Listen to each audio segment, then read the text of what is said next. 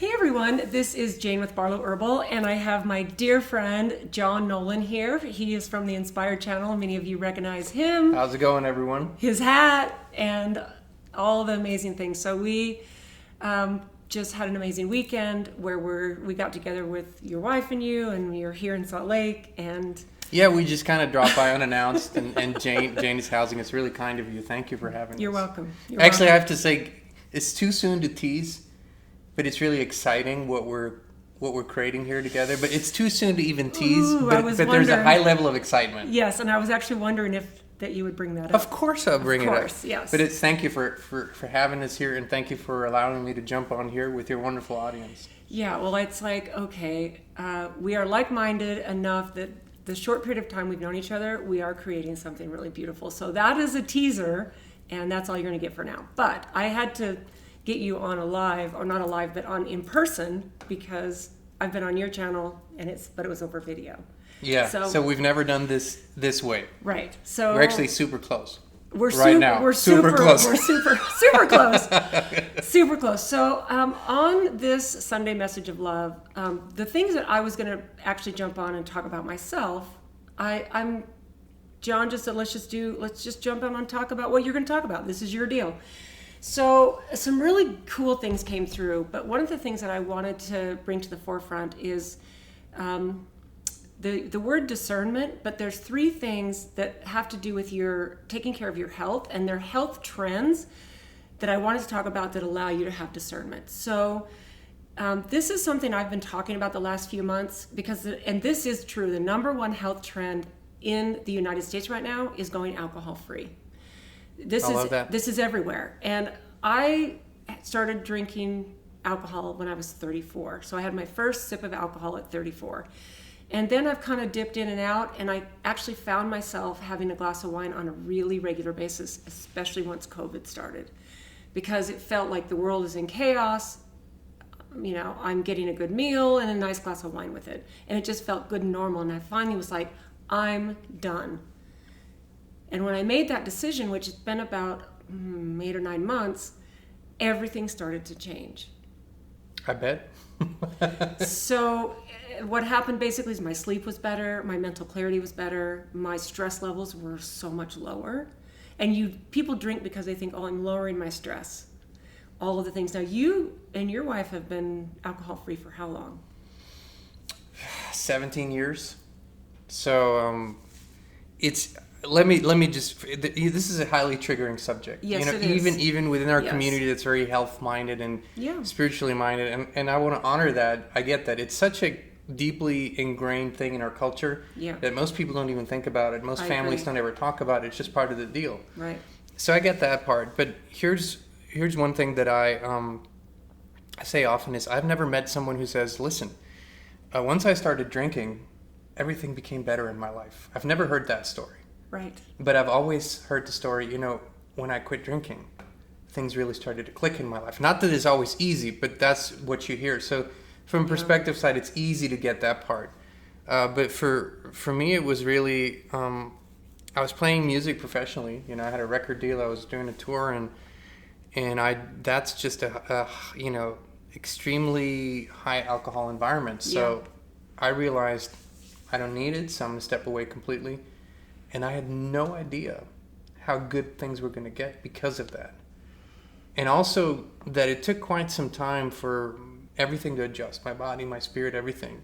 But 17 years in, I don't ever think about alcohol anymore. It's not even part of my, but it's incredible the things that you can do and experience and see and have in your life when alcohol is not a part of it, which to a certain degree is almost impossible when it is.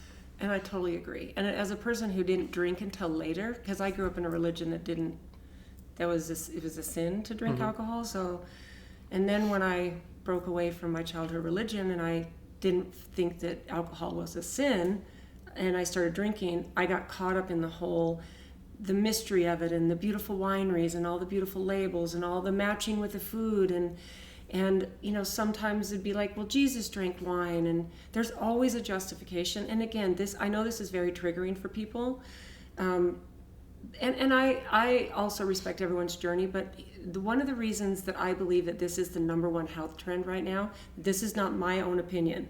This, you look out there, and I'm telling you, if you pay attention, it's the younger people in a generation younger than mine and below, who are opting out of alcohol. Because I think what happens is they see their parents, their grandparents, not just making bad mistakes, but also having the life that they don't want, not just with alcohol, but even with prescription drugs. You know, most people want to level up. Exactly. This is like part of our human journey, is we want to become a better version of ourselves. Right. We want to better our lives. We want to feel better. We want to have better experiences. We want to have a better impact in the world. And so if you look at it from a consciousness standpoint, if you look at the map of consciousness, right? Under the influence of alcohol, there's a certain level that you cannot go beyond. It's just that way. I didn't make it that way. That's the way it is.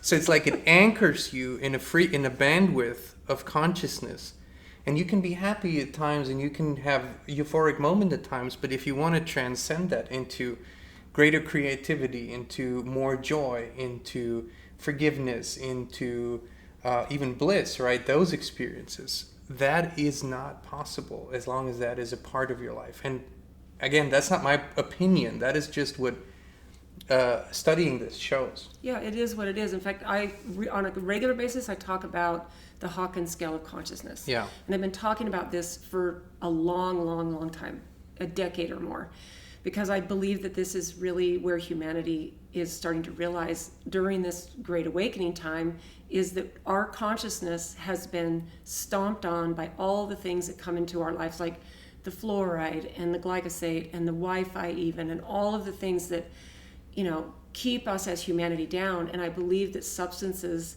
like alcohol have been made to be celebratory and mysterious in a way. And I mean, maybe not mysterious, maybe that's the wrong word, but to me, it's like, if we're kept in this lower state of consciousness, then we're easy to control. And think about how pop culture, movies, entertainment portrays it. You're having a bad day, let's get a drink. Right. You're having a great day, let's get a drink. You're having a baby, let's have a drink. Yeah, like you're getting married, let's have a drink. Exactly. So, it's like everything, and it's a carefully curated thing. For sure. And once you see through it, it's so empowering once you see through that. Well, and let's just go back to what happened in 2020. They shut down all the gyms and they kept all the liquor stores open. I mean, what more proof do you need? Yeah, it's writing's on the wall. Yeah. So after I started really journaling about this week, and again, it's not about judgment at all to me. I don't judge what other people choose to do. Like, I really don't, because it's just not the way to walk through life. But then I thought, well, what are two other health trends that I would personally say go in this as well? So the second thing that I thought would be a powerful health trend is the act of forgiveness. Mm-hmm. And I think that there's three categories of people that you need to forgive. And the number one thing are your parents. And this can be a complicated thing. And I know that you do the family constellation thing, and it's not just as easy as saying, well, you need to forgive your parents. But that is the first category of people that you need to forgive. And then the second category, and you can help me expand on this, are your relationships. Mm-hmm. Maybe your spouse, maybe an ex-spouse, maybe your children, maybe your aunts, your uncles, your siblings, your friends. And I'm not saying you need to keep these people in your life, but to forgive them is actually very healthy for you. And then the third person you need to forgive is yourself. I couldn't agree more. So I would maybe flip it and start with myself, but that's just right. And that third part, a third person, is actually, to me, the most important one, because most people do not realize how harsh they are on themselves, right? Right. So, with guilt, with shame, with blame, most of it goes against ourselves. And even if it goes against others, who's experiencing it? Like, who's experiencing those feelings of, even if we're blaming someone, well, we're experiencing that energy constantly. Right. They are not with us all the time. Right. They don't feel that we do. Right. So it's much more a release mechanism than it is about providing absolution to someone else. I think this is kind of the discernment and forgiveness. People think what they did is unforgivable. It's so horrible. I get that. But what you can do is you can release yourself from reliving that constantly, right? And so Right. that to me is the key part, because you liberate yourself. That doesn't give them absolution. That doesn't mean that what they did is right or that you would Right. tolerate it in the future. Right, right. I mean, that's the key piece of forgiveness for any person, yourself, any situation, is the person you hurt the most when you hold a grudge is yourself. That's where I've seen people actually get diseases Oh, yeah. and horrible things because they won't forgive.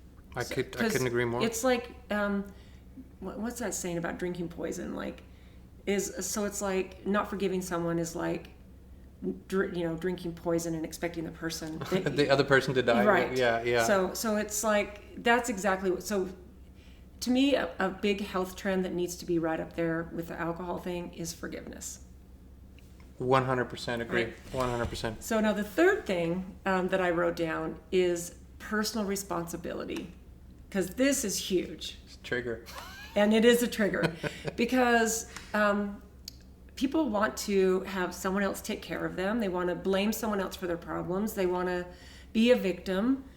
And when you are brave enough to say, I don't want the government to pay for me. I don't want my mom to take care of me. I don't want my grandma, who I'm waiting for a will to come through, or whatever your excuses are that you don't take personal responsibility. To me, this is like the key that turns the lock. Well, that changes everything. Everything. And people can live their entire lives without doing it, and they can survive, and they can even do okay. It's not about that. Yeah. But personal responsibility it just means that you acknowledge that you have not just the power to direct your own life, but that you're responsible for all the consequences, good or bad. Right. And that is, to me, that's empowering. Oh, because 100%. Because that means, okay, it means I have to do it, but it also means I don't have to wait for anyone else. And then there is this other part. When we talk a lot about this in our channel, and the feedback is always, if you only understood my situation. There's the burdens, and I might not understand, I might not know your situation, but I've been through shit myself. I'm like, whatever you can imagine, I have experienced it, good or bad. The excuse killer, that's what I call it, is don't focus on the mountain of things that is currently looking like you can't climb it because it's so much. Do what you can with what you have where you are. That is my excuse killer. Nobody's expecting anything else. Right. Just take the first step. Right. Take the first step and say, if that's your health, Yeah. the things that you just said, nobody's responsible for you drinking or not drinking. I don't think that anyone's holding a gun to your head and saying you got to have that glass of wine. Or you got to not have that glass Or of not. wine. So right?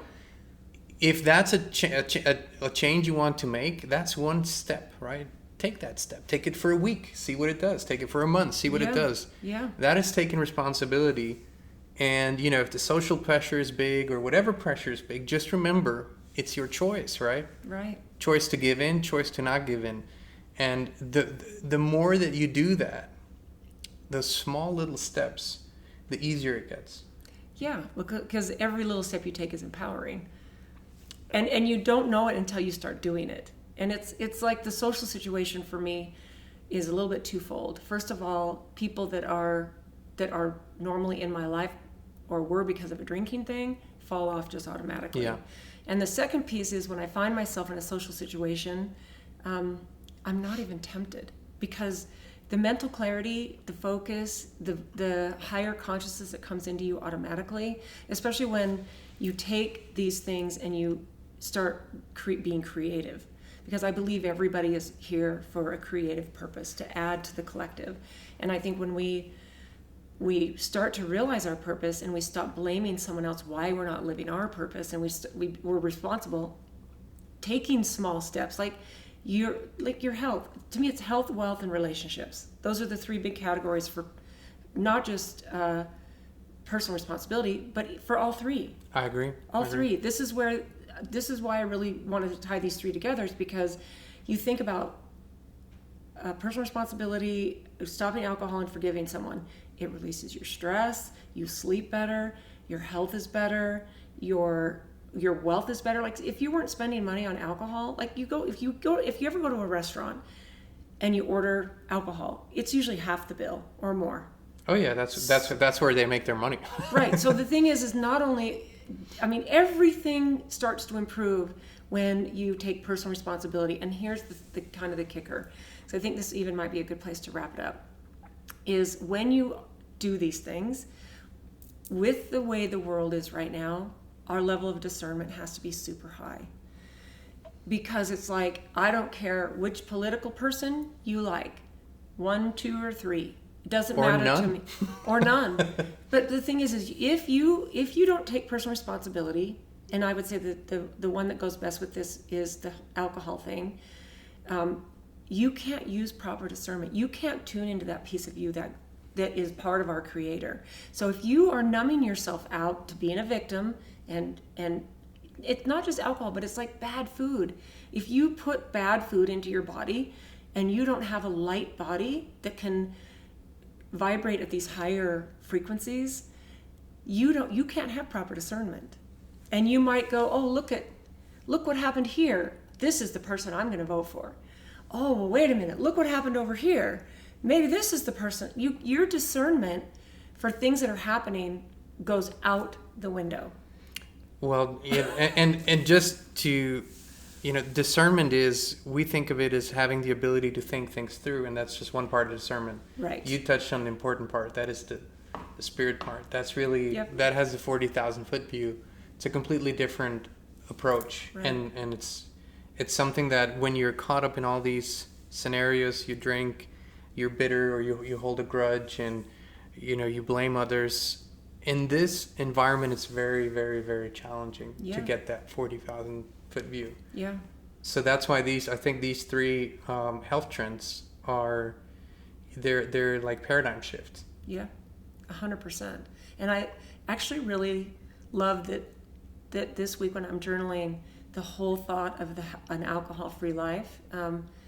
I would just say, if anything, take a break. Like if you're someone who's like, I can't imagine not enjoying a glass of wine every now and again, take a break and just see. I'm not, and I know that we talked about this at the very beginning. This is a trigger for people.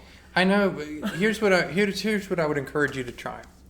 So for most people, that glass of wine isn't just a taste, isn't just a food. It's a ritual. Right. Wine, unwinding, relaxing, kicking in the evening, whatever. So there's so much connected to that, but think of what's happening in the body. Alcohol doesn't do anything on its own. Everything happens with the body and the receptors in the body and how they react and what they produce in the brain. And so you can produce a similar reaction, maybe even better, by doing 2 minutes of conscious breath work. So rather than sitting down at the couch and drinking, you take 2 minutes of deep conscious breaths and you oxygenize the body.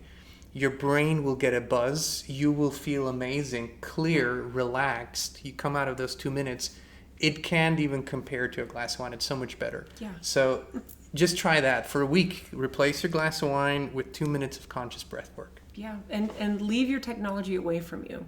Unless you're using an app that's going to guide you through some really good breath work, because that is. I agree. Wim Hof is always a go-to. Wim Hof is good, and actually Alan Watts has a couple of good. And whatever does the trick, honestly. Whatever, and I'll actually put a couple links to the ones that I actually love and use at breath work. So, what I would just say as we go into the last 5 months of 2024, the need for locking in some of these things is more important than ever. But I also think that if you're a person who loves to follow trends, this is a trend that you want to jump on top of. You want to be the first one in line at the Apple store, be in line, be in that group of people who've jumped aboard this important if this is the biggest health trend right now in the US. Like, to me, this gives me hope for humanity. I had no idea until you told me. I was just so happy when you told me. So, I was like, hey, in fact, we were talking about some other stuff, but I'm like, okay, well, the number one health trend right now. And you're like, no, what? And I'm like, well, where have you been? Yeah, it makes me even more excited about what we're working on here that we teased in the beginning. So. Yeah. It's super exciting. So I have to tell you that these guys came out for collaboration and connection and friendship. and I roped you into. You very lovingly didn't even say. You're like, yeah, whatever you want, I'm aboard. So thank you. Anything for you, Jen. Thank you for having me. It's an honor to be here and with your lovely audience. Yeah. So do you have any like John Nolan inspiring words of wisdom you can leave? You can leave to the beautiful people who watch this. You are so much more powerful than you give yourself credit for. That goes for almost anyone, including myself at times. So I want to exclude myself. But when you tap into all these health tips and all these trends and all these bodies of wisdom that Jane shares and that others share, where they come from is, when I talk to Jane, what she wants to do in the world is help people experience their own power, what that really means. And when you tap into that for 2-3 minutes, it's so beautiful that you kind of wonder, where have I been all my life? And so when you look at these health trends and these tips, that's what they're supposed to help you with, to get to that place. Because deep inside you feel a purpose, you feel a greater destiny, and I know you feel that you're almost there. So I would just encourage you to give yourself permission to go there, to go to this place of empowerment. What's awaiting on the other side is unimaginable. It's so beautiful. It's expansive. And life provides so many possibilities and opportunities when you do that. And it takes one small first step on that journey. It's not 1,000 steps at once. It's one small step. And we say baby steps. Do what you can with what you have where you are to become the best possible version of yourself. That is literally it. There is no secret potion. There's no magic trick. Yeah. One step at a time. But you will be amazed 5 months in, by the end of this year, how much will have changed and where you will be in your life. You can have absolute rapid life transformation in 5 months. Like, don't wait till the first of the year to set your resolutions or your commitment to your higher self. It's when you were speaking about the one step, it reminded me of a few summers ago, a friend of mine from Canada came for a weekend visit. And one of the things that she really wanted to do was hike with me. Mm-hmm. But she was completely intimidated by it because she wasn't even really a walker. So I said, well, let's go on one of my favorite hikes and we'll just go as far as you want to go. And the hike I took her on was a place called Grandeur Peak. And it's a tough hike. But I said, we'll just when you start going up this hike, there becomes vantage points, even if you're a quarter of the way up or an eighth of the way up. As you start getting up, the views are so spectacular that it doesn't matter if you only get part way up. And she was like, okay, that sounds good. Well, we made it to the top. That's incredible. To the top. And it was literally one step at a time. And just even thinking about this gives me the chills because it took us twice as long as it takes me to get up there when I go. But the emotion that she had when she was standing on the top of this mountain, it's a 360 view. When you're at the top, you can see all of the Salt Lake Valley, and you can see all around the canyon and all the way going up to Park City. You can see the beautiful whole thing. And she actually kind of did that whole Sound of Music where she threw her arms out, and she had me take a video of her spinning around on the top, and she could not believe. So I think if you give yourself successes and take your time getting there, don't think you have to run a marathon on the first day. No. And sometimes you need to know it's going to take you longer than you think, just because you don't have this might be a little overwhelming, but there's one good thing. No, there's multiple good things, but one thing that I really love that Tony Robbins said is, like, most people underestimate or overestimate what you can accomplish in a year and underestimate what happens in a decade. I get that, but times have changed since he said that. Everything is much, much faster right now. Oh my gosh. So expansion, successes, consciousness, to me, to our audience, the greatest sort of mind bender was when I started saying, just do what you can with what you have where you are. Really focus on what that means. Nobody says do something that's impossible to you. Yeah. But that makes it tangible. Yeah. One step. Right. One step at a time. And you can do this. Like, I have full faith in you. Jane has full faith in you, or she wouldn't be sitting here. Otherwise, I would never do this. I said last week in the video, you wouldn't believe this or think this from me getting on and doing this, but I'm actually a really private person. Yeah, so am I. And I have there's a bit of a conflict inside of me that's like, okay, how do I share because I know I'm supposed to, and then stay private? So I really do believe in you, and I tell you this all the time, how much I care. If you're here, you found this video, and especially, I was telling you that a couple weeks ago, someone commented on one of my videos, your channel and John Nolan's channel are my favorite channels. And I was like, oh, that's so awesome. Thank you. Thank you. If you're watching today, thank you so much. We appreciate it. Well, and here's the thing. There's a reason that like-minded souls get together, because we've been able to, and I'm sure many of you too, have been able to use discernment and see that this is the most exciting time to be here. And if you can push the bullshit away and realize that you don't have to participate in it, and this is where things are created at the highest level, and the timelines are speeding up. So I jump aboard, and if you're being pulled to an alcohol-free life, awesome. Forgiveness, no brainer. Personal responsibility ties it all together. So beautiful. There it is. Beautiful. Okay, well, such wisdom. Thank you for Thank you for having me. What an honor. Yeah, thank you. So fun. Okay, so I hope you guys have a beautiful week ahead, and I'll see you next time.